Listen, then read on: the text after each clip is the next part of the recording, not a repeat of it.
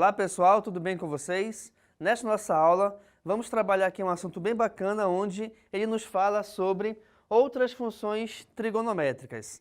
Essas outras funções são as funções inversas do seno e do cosseno, ou seja, a gente vai verificar aqui a função secante, onde essa função é o inverso do cosseno, e a gente vai verificar também a função cossecante, onde essa função é a inversa da função seno, beleza?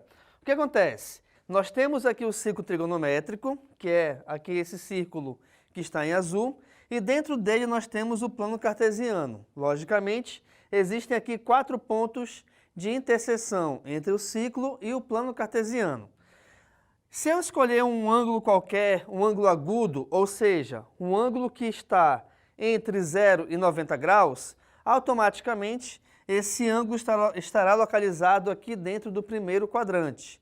E quando a gente fizer a imagem desse ângulo em relação à secante, a imagem desse ângulo vai estar localizada aqui no eixo X. Bem, em relação aos sinais da função secante, o que acontece? Já que ela é a função inversa do cosseno, os sinais do cosseno, já que o cosseno dependia do eixo X, os seus sinais eram positivos para a direita, no caso aqui da origem, e negativos para a esquerda da origem. Os sinais em relação à função secante obedecem à mesma regra, até porque, não se esqueçam que quando a gente inverte um valor numérico qualquer, tá? O seu sinal não será alterado. Então, essa mesma ideia da não alteração do sinal, ela vale também para a função secante, beleza? E o que acontece?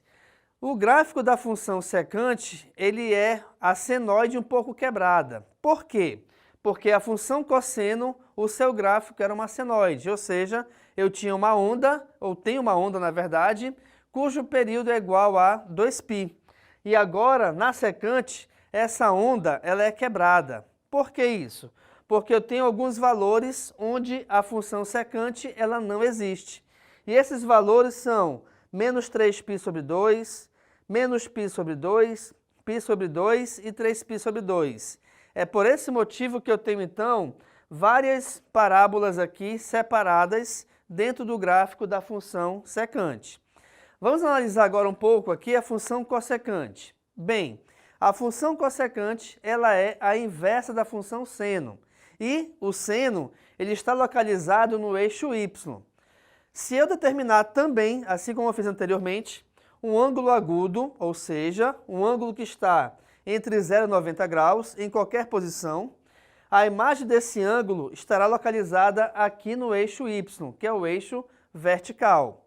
E, assim como a análise que a gente fez do sinal aqui para a função secante, eu vou fazer a mesma análise agora para a função cossecante. Vamos lá. A função cossecante é a inversa da função seno. E o seno, ele depende de y. O que isso quer dizer? Quer dizer que os seus sinais acima do eixo x são positivos e os seus sinais abaixo do eixo x são negativos. Os sinais também têm o mesmo tipo aqui em relação à função cossecante. O que isso quer dizer? Quer dizer que, em relação à função cossecante, os seus sinais acima do eixo x são positivos e os seus sinais abaixo do eixo x são negativos. E em relação ao gráfico também, já que ele depende da função seno, e a função seno possui uma senoide, que é a mesma onda da função cosseno, só que em posições diferentes. Reparem que a quebra ela é um pouco diferente, na verdade é muito diferente, né? Em relação à secante, tá? Então nós temos aqui parábolas, só que essas parábolas, ela já começa da metade dela aqui no ponto 1, tá? Então nós temos também alguns ângulos onde a função cossecante ela não existe, tá? Então eu tenho aqui, por exemplo, ela não existe para π sobre 2 e ela não existe para 3π sobre 2 também, ok? Então, esse gráfico ele é uma quebra do gráfico da senoide, que é a onda em relação à função seno, tá?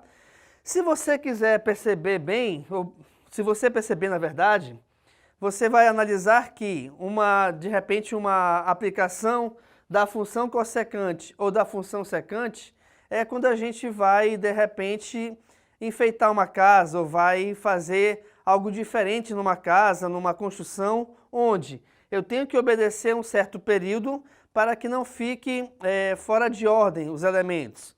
Então eu vou fazer uma pintura diferente, eu posso usar aqui o gráfico da função secante, onde ela obedece sempre uma ordem. Assim como também eu posso utilizar nessa pintura, por exemplo, o gráfico da função cossecante, a qual também obedece uma ordem. Tá legal?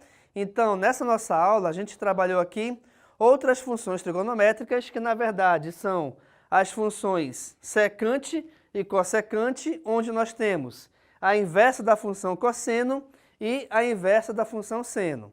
Fique à vontade para tirar uma foto do quadro. Muito obrigado pela atenção e tchau!